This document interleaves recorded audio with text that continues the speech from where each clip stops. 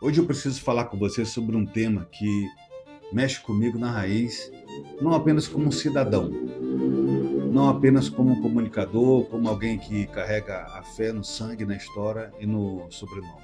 Eu sou Elton Muniz, músico assembleiano, filho, primo e neto de pastores da Assembleia de Deus.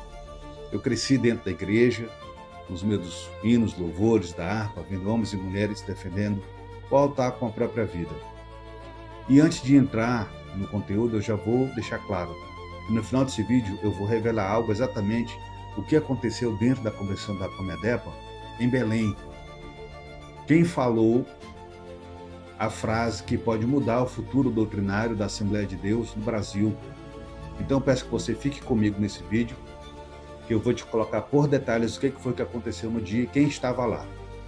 Quando uma frase como essa ecoa dentro de uma convenção, a igreja precisa do Estado, eu não escuto como observador de fora. Eu escuto como alguém que conhece a tradição, que conhece a história, que conhece a Bíblia e que sabe exatamente o preço que os nossos pais pagaram para que a igreja se mantivesse livre, independente e profética. E hoje, com todo respeito, com muita firmeza, com muita verdade, eu preciso trazer luz sobre essa afirmação, tá? Eu preciso comentar um pouco mais profundamente sobre isso, sobre o que aconteceu. Porque antes de discutir política, antes de discutir convenção, antes de discutir estrutura, existe uma pergunta que precisa ecoar no coração de todo assembleiano. Desde quando a igreja fundada por Cristo precisa do Estado para existir? De onde saiu essa história? E presta bem atenção. Lá no final desse vídeo, eu vou te mostrar a intenção oculta por trás dessa frase e o que ninguém explicou publicamente, mas a gente pôde captar aqui porque nós vimos o vídeo quase todo. Antes de falar dessa frase que ecoou lá em Belém, eu preciso também te lembrar de algo que está na Bíblia inteira, de Gênesis até Apocalipse, em se tratando da igreja e se tratando de Estado. Toda vez que o Estado tentou dominar o povo de Deus, foi o Estado que caiu, nunca foi a igreja. Quando o faraó tentou calar Israel, foi o faraó que afundou no mar e não foi Moisés. Temos vários relatos bíblicos que a gente pode trazer aqui e elencar para você. Quando Nabucodonosor tentou obrigar a adoração ao Estado, foram os 3 jovens que saíram ilesos da fornalha e foi o rei que se curvou diante do Deus deles. Quando Daniel foi proibido de orar e o Estado jogou o profeta numa cova, mas quem foi que saiu vivo? Não foi Daniel? Quem perdeu a autoridade não foi o rei? Quando Elias enfrentou Acabe, o estádio ruía, o estádio estava em ruína, mas o altar permanecia de pé e continuou de pé. Quando Herodes tentou matar a igreja nascente, foi Herodes quem morreu, roído por vermes, enquanto a igreja crescia todos os dias. Não existe na história nenhum momento que o Estado sobrepôs a igreja. Quando Roma tentou destruir os cristãos, foram os imperadores que desapareceram. A igreja não desapareceu. E por último, quando Pilatos tentou intimidar Jesus com a força do império, foi Pilatos que lavou as mãos de Jesus na cruz e entregou o maior ato de autoridade da história. A Bíblia inteira, ela é um grande testemunho de que o Estado cai, o Estado muda, o Estado treme, mas o reino permanece de pé. Eu não sei de onde saiu essa dependência que esse pastor citou no púlpito de uma igreja. A pergunta nunca foi se a igreja precisa do Estado. A pergunta sempre foi: o Estado tem condições de existir sem a luz, a ética, a consciência que vem da igreja? E é justamente por isso que a frase dita naquele dia, naquela convenção lá em Belém, não é apenas estranha. É teologicamente insustentável, principalmente vindo de um pastor. E segura essa.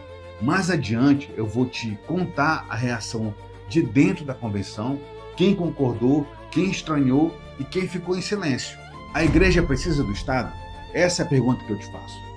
Ou estamos apenas assistindo à inversão silenciosa de uma hierarquia que sempre soubemos qual era? Porque, sinceramente, que é isso, pastor? Tirou de onde essa frase, pastor? Quem lhe falou isso no seu ouvido? A que teologia o senhor está obedecendo para afirmar algo tão absurdo? Qual foi a escola que o senhor estudou sobre isso? Há algo totalmente desconfortável, revelador, quando um líder religioso afirma em público e diante de autoridades que a igreja precisa do Estado. Não, meu pastor, não precisa do Estado, não. E desculpe, mas que essa história não termina por aí. Eu queria saber mais uma coisa, em que livro o senhor leu isso? Em que século a igreja dependeu do Estado para existir, sobreviver ou cumprir a sua missão? Isso não é apenas uma frase, pastor, isso é um sintoma, isso é um desvio seu, da sua cabeça, uma confusão espiritual séria na sua cabeça. Nós somos do tempo, e muita gente também é que o Estado recorria à igreja quando o caos batia a porta. Era nos púlpitos que o país buscava coerência e não nos gabinetes. E aí o senhor vê com essa história dizer que a igreja precisa do Estado? Pastor, faça o favor, se manque. Isso não existe na doutrina, não existe na história, não existe na fé, não existe. A igreja sempre foi o fator de estabilidade do Estado. Era o Estado que buscava a direção e nunca foi o contrário. Quando alguém diz que a igreja precisa do Estado, não está falando de cooperação. Eu entendo muito bem o que o senhor está querendo falar. Está falando de dependência. E dependência política nunca é uma virtude. Principalmente quando é discutido em cima do altar de uma igreja. E mais para frente eu vou revelar por que essa frase interessa tanto ao Estado, que estava lá, um representante, e tão pouco para o reino de Deus. E aqui eu te faço uma pergunta inevitável.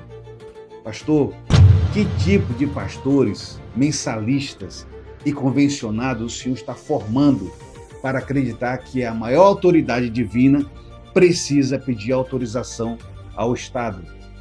Que tipo de líder o senhor é? Isso não é liderança espiritual, isso é subordinação política, pastor. Não queira trazer aqui palavras ocultas. A gente sabe o que está acontecendo no púlpito, e tudo isso que eu estou dizendo não nasce dessa imagem que você está vendo agora, em uma foto oficial registrada dentro da convenção da Comiadepa, com pastores convencionais, autoridades religiosas e também figuras políticas de grande peso no Pará, incluindo o governador Eder Barbalho, o qual o senhor também deu uma placa de reconhecimento. Foi ali, diante dessa composição de poder, misturando liderança espiritual, autoridade política, que o pastor Océlio Nauar, o eleito para o quadriênio 2026 a 2029, afirmou: a igreja precisa do Estado. Pare com isso, pastor. Esse foi um momento em que todos pararam quando o senhor falou essa história, porque ali não era improviso não, era direção. O senhor sabia e sabe o que o senhor está fazendo. O senhor está sinalizando. Essa tese está sendo lançada diante do governador e da convenção. E a gente sabe muito bem o que o senhor está querendo fazer. E agora nós chegamos no ponto que eu prometi no começo. Essa frase não saiu por acaso. E eu vou dizer por quê. Ela é parte de um reposicionamento silencioso, um movimento que tenta deslocar a autonomia da igreja para dentro de um guarda-chuva político. Tá? Isso não é apenas um erro. É uma mudança de eixo doutrinário. É um risco espiritual que pouca gente está observando. Pastor, com respeito e com verdade, quem tenta mover a convenção para cima do altar não entende a hierarquia bíblica, não entende reino e não entende quem governa a igreja. E o senhor parece que não entende. E agora eu falo com você que está assistindo esse vídeo e chegou até aqui, nesse momento, 9 minutos. Esse tema é sério, esse tema é urgente e precisa ser discutido. Se isso te despertou, te inquietou ou te fez refletir, você deve comentar, compartilhar esse vídeo, colocar qual é a sua opinião, divida com alguém da igreja. A discussão começa agora e você faz parte dela, se você faz parte dessa igreja. Você é um assembleano? Se você chegou aqui, até agora, eu digo para você outra coisa: esse tema é sério, esse tema é urgente e precisa ser discutido. O pastor Océlio entrou agora, tá? Então tem tempo de fazer as correções necessárias que precisam acontecer. Eu encerro meu vídeo aqui, você pode curtir o meu canal e eu vou trazer uma outra parte para você depois. Até